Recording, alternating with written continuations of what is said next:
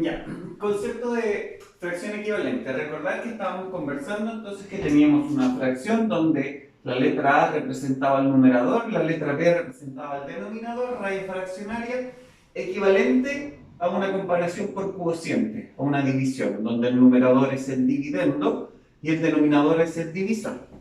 Esta puede ser exacta o no necesariamente exacta. Si la división es exacta, me queda un número entero, y sabemos que todos los enteros también son racionales. Y también vimos entonces que si no me queda entero, entonces puede darme tres casos distintos de fracciones. Por ejemplo, 7 medios, y aquí se iba a llamar fracción impropia, ya que este de acá es mayor que este de acá, numerador mayor que denominador. Podría haberme dado 2 séptimos, se va a llamar propia, cuando el numerador sea más pequeño que el denominador, o podría haberme quedado 7 séptimos, que eso es equivalente a decir 1. Por eso se llama fracción entera. No es que me dé un número entero, sino que es una fracción entera. Esos eran los tipos de fracción. Ahora, ¿qué podemos seguir conversando de las fracciones? Siempre se nos conversa para este tipo de evaluaciones, entonces, respecto a probar o utilizar el hecho de que ya no sé, de que las fracciones son equivalentes o ya sé que son equivalentes. Ahora, ¿qué significa que dos o más fracciones sean equivalentes? Quiere decir que tienen el mismo valor. Ese mismo valor expresado ya sea como un número decimal, ¿ya? O ya sea expresado en su forma irreductible. Me explico. Si yo tengo la fracción, por ejemplo, 2 cuartos, la fracción 8 dieciseisavos, la fracción 10 veinteavos, por ejemplo, inclusive la fracción, recuerda que el numerador y denominador pueden ser negativos, menos 4 partido por menos 8. Si tengo esas tres fracciones tienen algo en común, que todas tienen el mismo valor asociado a ellas. Ahora, ese valor yo se lo puedo representar como un número decimal o se lo puedo representar como una fracción que es equivalente a todas ellas, pero que es irreductible. Entonces, cuando a mí me preguntan si estas son fracciones, todas son fracciones, porque cumplen que el numerador y denominador son números enteros y el denominador distinto de cero. Pero resulta que todas estas de acá, en este caso, podrían escribirse de una manera irreductible, ¿ya? ¿Cuál es la manera irreductible? La fracción irreductible. Y esta fracción irreductible, en términos bien simples, uno dice, es la que no se puede, y aparece este término, simplificar. Esa es como la expresión más coloquial, comúnmente hablando, ¿ya? Que no se puede simplificar. Pero resulta que la expresión real debe ser así, cuando el numerador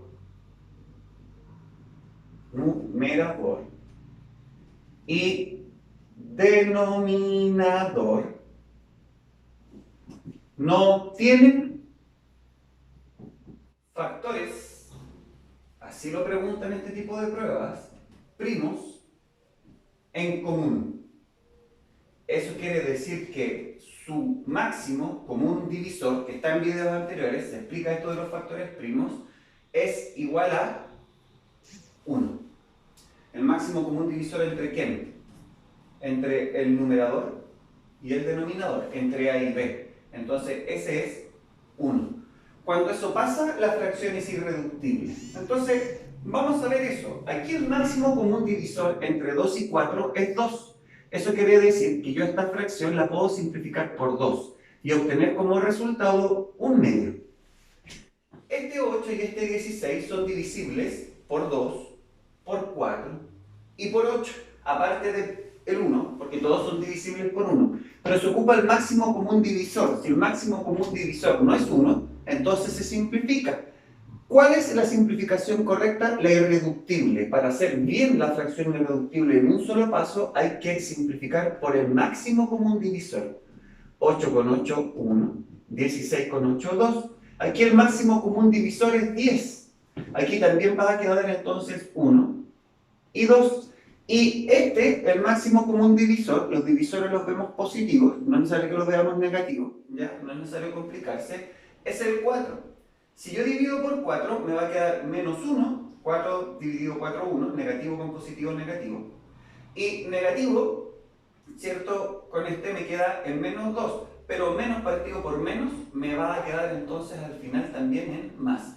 Eso quiere decir que todas estas fracciones eran equivalentes a un medio, que escrito como un número decimal, para transformar la fracción a decimal, basta con que yo divida el numerador por el denominador. Entonces 1 dividido 2, el 2 no cabe en 1, 0 enteros, coma, parte decimal, agrego un 0, 2 en 10, 5, 0.5, me sobran 0, es un decimal finito.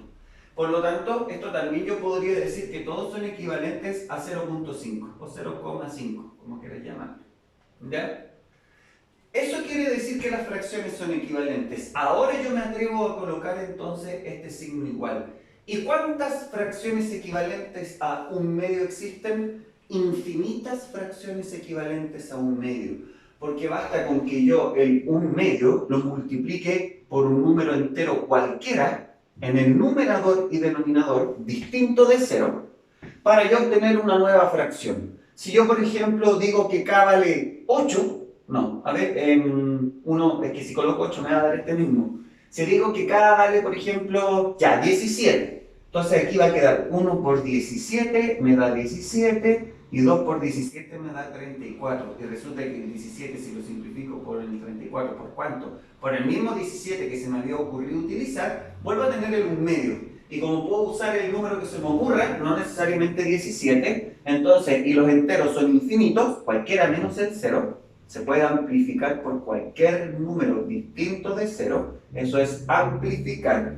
Entonces uno llega a la idea final de que cada fracción tiene infinitas fracciones equivalentes a ella misma. Esa es la idea, ¿ya? ¿Cómo se prueba eso? Por el proceso contrario a simplificar, por amplificación.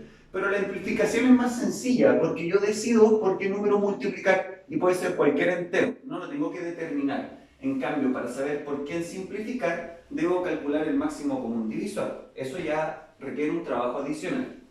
Finalmente, respecto a fracción equivalente, lo único que queda por decir es que hay una forma para probar si dos fracciones son equivalentes sin necesidad de estar determinando su valor, irreductible o como decimal. ¿Cómo puedo hacer eso? Es que si dos fracciones son equivalentes, esta es la propiedad más importante. Esta es la propiedad más importante. Entonces, si A partido por B es lo mismo que C partido por D, estoy diciendo fracciones equivalentes, si son fracciones equivalentes, siempre con B y D distintos de 0, etc. Entonces, ahí yo voy a poder decir lo siguiente, se cumple, entonces, A por D va a ser igual a B por C, la famosa multiplicación cruzada, que no tiene nada que ver con la adición y sustracción de fracciones, ni con la multiplicación y la división. La multiplicación cruzada es una propiedad que cumplen todas las fracciones, porque si son equivalentes, quiere decir entonces que van a valer lo mismo.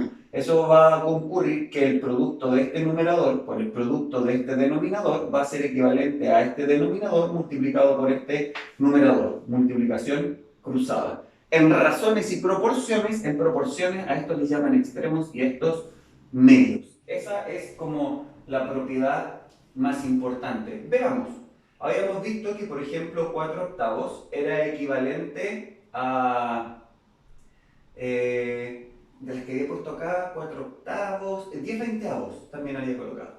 ¿Ya? Veamos si es verdad. Si son equivalentes, simplifico, me queda un medio. Está bien, pero hay otra forma. Si son equivalentes, se tiene que cumplir que 4 por 20 me tiene que dar lo mismo que 8 por 10. Estoy analizando eso. Y resulta que 4 por 20 es 80. Y ahora sí, ya no lo estoy dudando, ya lo sé. Es lo mismo que 80. Eso quiere decir que estas fracciones sí son equivalentes. Esta es una forma de comprobar sin encontrar la fracción irreductible o el número decimal. Totalmente válida, fácil de utilizar, no tiene ninguna complicación y es interesante probarla, pero no es lo que tú necesitas para efectos de esta prueba de transición, ¿ya? Entonces, aquí hay tres conceptos claves que nacen de fracción equivalente. Lo primero que significa que sean equivalentes es que tienen el mismo valor irreductible o decimal y que cumplen con la propiedad de la multiplicación cruzada. Y después, manejar bien el proceso de simplificación. Se simplifica cuando, siempre y cuando entre el numerador y el denominador hay algún factor primo en común. Si el máximo común divisor ya es 1, la fracción es irreductible, la que no se puede simplificar más. ¿Y por cuánto se amplifica? Por cualquier número entero distinto de 0. Pero eso lo eliges tú, así que eso no es tan complicado. Eso.